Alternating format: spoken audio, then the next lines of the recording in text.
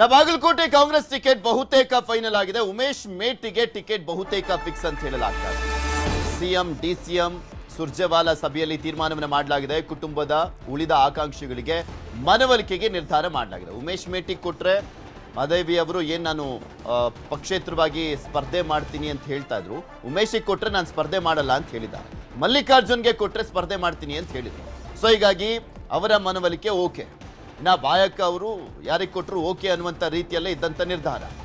ಇನ್ನು ಮಲ್ಲಿಕಾರ್ಜುನ ಅವರನ್ನ ಸಮಾಧಾನ ಪಡಿಸಬೇಕಾಗಿದೆ ಅಷ್ಟೇ. ಈಗ ಸದ್ಯಕ್ಕಿರುವಂತಹ ಒಂದು ಲೆಕ್ಕಾಚಾರದ ಪ್ರಕಾರ ನೋಡಿದಾದ್ರೆ ಆಕ್ಚುಲಿ ಮುಂಚೆ ಮಲ್ಲಿಕಾರ್ಜುನ್ ಅವರಿಗೆ ಟಿಕೆಟ್ ಕೊಡಲಾಗುತ್ತೆ ಅನ್ನುವಂಥದ್ರ ಬಗ್ಗೆ ಸಾಕಷ್ಟು ಚರ್ಚೆಗಳಾಗ್ತಾ ಇತ್ತು. ಅದೆಲ್ಲವೂ ಕೂಡ ಉಲ್ಟಾ ಆದಂತೆ ಕಾಣಿಸ್ತಾ ಇದೆ. ಉಮೇಶ್ ಮೇಟಿಗೆ ಈಗ ಟಿಕೆಟ್ ಅನ್ನು ಕೊಡ್ಲಿಕ್ಕೆ ನಿರ್ಧಾರ ಮಾಡಲಾಗಿದೆ.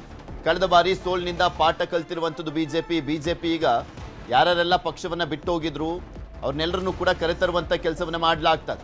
ಮುಖಂಡರಿಗೆ ಗಾಳವನ್ನ ಹಾಕ್ತಾ ಇರುವಂಥದ್ದು. ಗರ್ ವಾಪಸಿ ಹೊಣೆ ಗೋವಿಂದ ಕಾರಜೋಳ ಅವರ ಹೆಗಲಿಗೆ ಕೊಡಲಾಗಿದೆ. ಮೊದಲ ಹಂತದಲ್ಲಿ ಕೆಲವರನ್ನ ಸೆಳೆಯಲಿಕ್ಕೆ ಸಕ್ಸಸ್ ಆಗಿದ್ದಾರೆ ಅಂತ ಕೂಡ ಹೇಳಲಾಗ್ತಾ ಇದೆ. ರಾಜ್ಯ ನಾಯಕರ ನೇತೃತ್ವದಲ್ಲಿ ಪಕ್ಷ ಸೇರ್ಪಡೆಗೆ ತಂತ್ರವನ್ನ ಕೂಡ ಮಾಡಲಾಗ್ತಾ ಇದೆ. ಬಿಜೆಪಿಗೆ ತುಂಬಾ ಹೋಪ್ಸ್ ಇರುವಂತ ಕ್ಷೇತ್ರ ಅಂದರೆ ದಾವಣಗೆರೆ ದಕ್ಷಿಣಕ್ಕಿಂತ ಬಾಗಲಕೋಟೆ ಕ್ಷೇತ್ರ.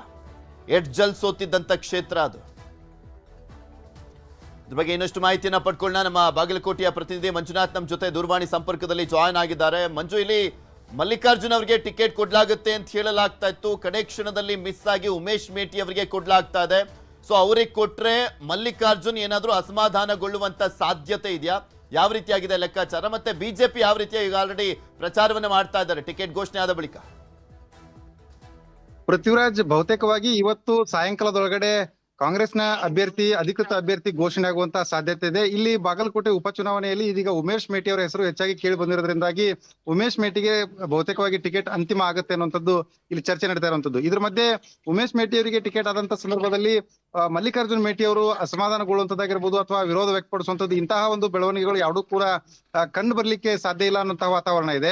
ಅದ್ರ ಜೊತೆಗೇನೆ ಇನ್ನು ಬಿಜೆಪಿಯಲ್ಲಿಯೂ ಕೂಡ ಈಗಾಗಲೇ ಅಧಿಕೃತವಾಗಿ ಬಿಜೆಪಿಯಿಂದ ವೀರಣ್ಣ ಚರಂತಿಮಠ ಅವರು ಅಭ್ಯರ್ಥಿಯಾಗಿ ನಾಮಪತ್ರವನ್ನು ಕೂಡ ನಿನ್ನೆ ಸಾಂಕೇತಿಕವಾಗಿ ಸಲ್ಲಿಸಿದ್ದಾರೆ. 23ನೇ ತಾರೀಕಿಗೆ ರಾಜ್ಯ ಮಟ್ಟದ ವಿವಿಧ ನಾಯಕರ ಸಮ್ಮುಖದಲ್ಲಿ ಮತ್ತೊಮ್ಮೆ ಕಾರ್ಯಕರ್ತರೊಂದಿಗೆ ಬೆಂಬಲಿಗರೊಂದಿಗೆ ನಾಮಪತ್ರವನ್ನು ಸಲ್ಲಿಸ್ತಾ ಇದ್ದಾರೆ.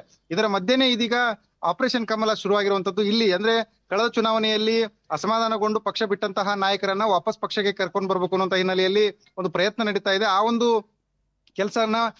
ಕೆಲಸವನ್ನ ಇದೀಗ ರಾಜ್ಯ ಬಿಜೆಪಿ ನಾಯಕರು ಗೋವಿಂದ ಕಾರಜೋಳ ಅವರಿಗೆ ಜವಾಬ್ದಾರಿನ ಕೊಟ್ಟಿದ್ದಾರೆ. ಅದೇ ಹಿನ್ನೆಲೆಯಲ್ಲಿ ಇದೀಗ ಕಳೆದ ಒಂದು ವಾರದಿಂದ ಕ್ಷೇತ್ರದಲ್ಲಿ ಇರ್ತಕ್ಕಂತಹ ಪಕ್ಷ ಬಿಟ್ಟು ಹೋದಂತಹ ನಾಯಕರನ್ನ ನೇರ ಸಂಪರ್ಕದಲ್ಲಿ ಗೋವಿಂದ ಕಾರಜೋಳ ಅವರು ಇರುವಂತದ್ದು. ಈಗಾಗಲೇ ಗಾಣಿಗ ಸಮುದಾಯದ ಮುಖಂಡರಾಗಿರುವಂತಹ ಸಂತೋಷ್ ಹೊಕ್ರೇನೆ ಅವರ ಮನೆಗೆ ನಿನ್ನೆಯಷ್ಟೇ ಭೇಟಿ ನೀಡಿ ಸುಮಾರು 2 ಗಂಟೆಗಳ ಕಾಲ ಚರ್ಚೆ ಮಾಡಿ ಅವರನ್ನ ಮನವೊಲಿಸುವಂತಹ ಒಂದು ಪ್ರಯತ್ನ ಆಗಿದೆ. ಅದರ ಜೊತೆಗೇನೆ ವೀರಣ್ಣ ಚರಂತಿಮಠ ಅವರ ಸಹೋದರ ಮಲ್ಲಿಕಾರ್ಜುನ್ ಚರಂತಿಮಠ ಅವರು ಕಳೆದ ಚುನಾವಣೆಯಲ್ಲಿ ಚರಂತಿಮಠ ಅವರ ವಿರುದ್ಧ ಬಂಡಾಯ ಅಭ್ಯರ್ಥಿಯಾಗಿ ಪಕ್ಷೇತರವಾಗಿ ಸ್ಪರ್ಧಿಸಿ ಸುಮಾರು 10,300 ಮತಗಳನ್ನ ಪಡೆದುಕೊಂಡಿದ್ರು. ಅವರನ್ನು ಕೂಡ ಇದೀಗ ಸಮಾಧಾನ ಪಡಿಸಿ ವಾಪಸ್ ಈ ಒಂದು ಬಿಜೆಪಿ ಪಕ್ಷಕ್ಕೆ ಕರ್ಕೊಂಡು ಬರ್ಬೇಕು ಅನ್ನುವಂತ ಹಿನ್ನೆಲೆಯಲ್ಲಿ ಗೋವಿಂದ ಕಾರಜೋಳ ಅವರು ಈಗಾಗಲೇ ಮಾತುಕತೆಯನ್ನ ನಡೆಸಿದ್ದಾರೆ ಅನ್ನುವಂತ ವಿಷಯ ತಿಳಿದು ಬಂದಿದೆ. ಆದ್ರೆ ಈ ಒಂದು ಪ್ರಯತ್ನಕ್ಕೆ ಸಂತೋಷ್ ಹೊಕ್ರಾಣಿ ಅವರಾಗಿರ್ಬೋದು, ಮಲ್ಲಿಕಾರ್ಜುನ ಚರಂತಿಮಠ ಆಗಿರ್ಬೋದು ಯಾವ ರೀತಿಯಾಗಿ ಸ್ಪಂದಿಸ್ತಾ ಇದ್ದಾರೆ ಅನ್ನುವಂಥದ್ದು ಇಲ್ಲಿ ಕುತೂಹಲ.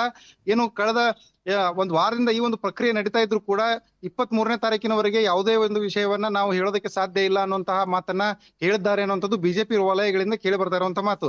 23ನೇ ತಾರೀಕಿಗೆ ಬರುವಂತಹ ರಾಜ್ಯ ನಾಯಕರ ಸಮ್ಮುಖದಲ್ಲಿ ನೀವು ಪಕ್ಷಕ್ಕೆ ಸೇರ್ಪಡೆ ಆಗ್ಬೇಕು ಅನ್ನೋ ಒತ್ತಾಯವನ್ನ ಮಾಡ್ತಾ ಇದ್ರು ಕೂಡ ಮತ್ತೊಂದು ಕಡೆ ಕಾಂಗ್ರೆಸ್ ನಲ್ಲಿಯೂ ಕೂಡ ಅಲ್ಲಿರ್ತಕ್ಕಂತಹ ನಾಯಕರು ಈ ಒಂದು ಇಬ್ರು ನಾಯಕರನ್ನ ಇಲ್ಲೇ ಉಳಿಸ್ಕೊಳ್ಬೇಕು ಅನ್ನೋ ಹಿನ್ನೆಲೆಯಲ್ಲಿ ಅವರು ಕೂಡ ಒಂದು ಪ್ರಯತ್ನವನ್ನ ಮಾಡ್ತಾ ಇರುವಂತದ್ದು. ಪೃಥ್ವಿರಾಜ್.